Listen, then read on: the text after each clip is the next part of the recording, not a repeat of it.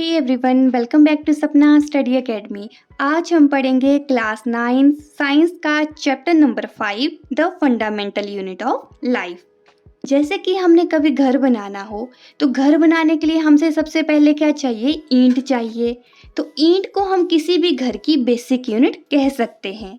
जैसे कि घर की बेसिक यूनिट ईंट है, उसी से घर बनेगा, तो वैसे ही हमारी लाइफ की जो बेसिक यूनिट है जिससे हमारा पूरा का पूरा लाइफ बनती है उसे हम कहते हैं सेल। तो सेल को किसी भी ऑर्गेनिज्म की बेसिक यूनिट कहा जाता है। तो हम सेल को किस तरह से डिफाइन करेंगे कि सेल है स्ट्रक्चरल और functional unit of life. Cell को डिस्कवर किया था रॉबर्ट हुक ने इन 1665 में। तो जो रॉबर्ट हुक हैं वो एक कॉर को एग्जामिन कर रहे थे। कॉर क्या हो गया? जैसे किसी की पेड़ की छाल का कोई सब्सटेंस हम क्या कहेंगे? कॉर कहेंगे। तो जैसे ही वो एग्जामिन कर रहे थे, वो माइक्रोस्कोप से देख रहे थे, तो उन्होंने देखा जो इसका स्ट्रक्चर है एकदम मधुमक्खी के छत्ते की तरह बन रहा है, जिसे हम हनीकॉम्ब कहते हैं। तो वैसा जैसा उसका स्ट्रक्चर आ रहा था।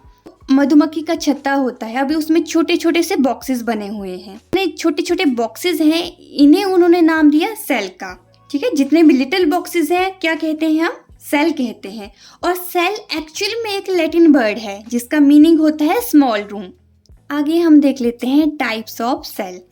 2 टाइप्स में इसे क्लासीफाई किया हुआ है। एक है प्रोकैरियोट्स और सेकंड है यूकैरियोट्स। प्रोकैरियोट्स को अगर हम बात करें तो इसमें ओनली सिंगल क्रोमोसोम्स ही हमें देखने को मिलते हैं। सिंगल क्रोमोसोम क्या हो गया कि इसमें एसेक्सुअल रिप्रोडक्शन होता है। ओनली सिंगल पेरेंट इसमें इन्वॉल्व होगा। ये यूनिसेलुलर होते हैं, एक ही तरह के सेल से मिलके बने होते हैं। इसमें जो न्यूक्लियस है वो अब्सेंट होता है, प्रिमिटिव है। प्रिमिटिव क्या होता है? पुराना है।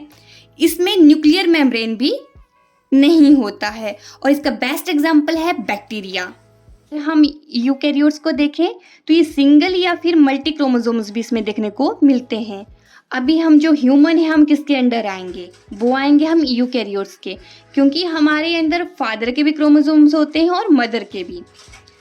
अगर हमारे पास मल्टीपल क्रोमोसोम्स हैं मतलब ये क्या है? सेक्सुअल भी हो सकता है, सेक्सुअल भी, मतलब 2 पेरेंट भी इन्वॉल्व हो सकते हैं या फिर सिंगल पेरेंट में इसमें कई बार इन्वॉल्व होता है।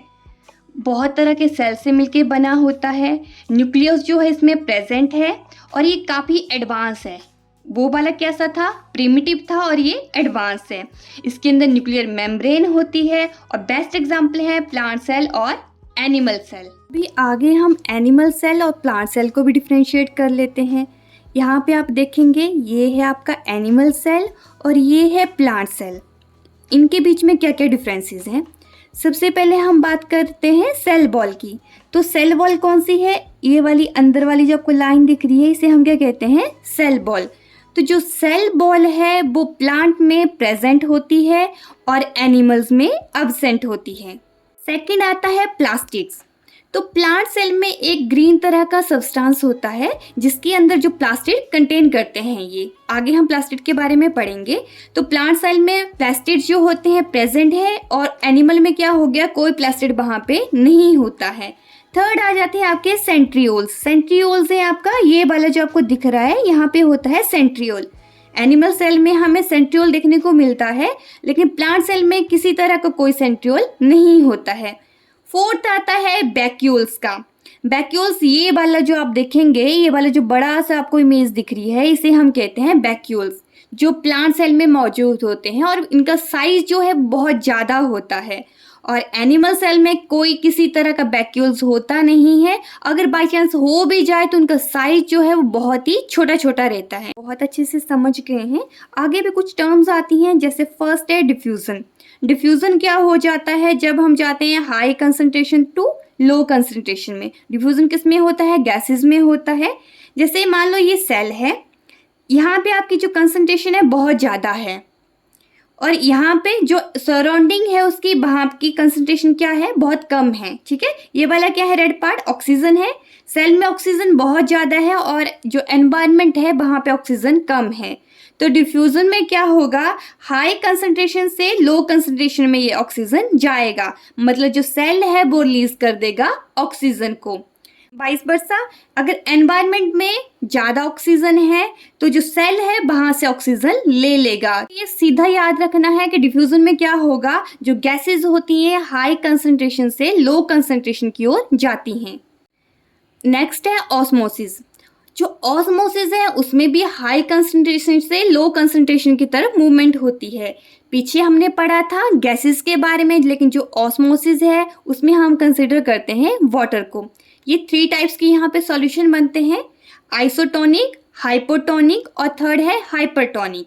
आइसोटोनिक में क्या होता है, सेल में और जो सराउंडिंग है दोनों में कंसंट्रेशन कैसा रहता है, सेम रहता है, वाटर कंसंट्रेशन दोनों का सेम होगा, उसे हम बोलते हैं isotonic solution. Second is hypotonic. Hypotonic में सेल का लो कंसंट्रेशन होगा इसमें वाटर का, और एनवायरनमेंट में ज़्यादा वाटर होगा, तो सेल क्या करेगा, एनवायरनमेंट से कुछ वाटर ले लेगा, तो इसे हम कहते हैं हाइपोटोनिक।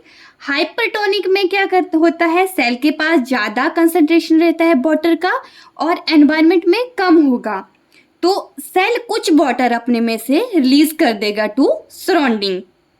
ऑल राइट, 3 सॉल्यूशन थे, आइसोटोनिक, हाइपोटोनिक, हाइपरटोनिक। आइसो में दोनों क्या हो गए, आइसो मीन सेम सेम हो गए।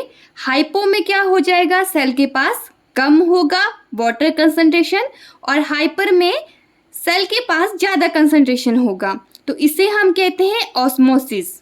आज की वीडियो में बस इतना ही, रेस्ट पार्ट को हम कल की वीडियो में कंप्लीट करेंगे।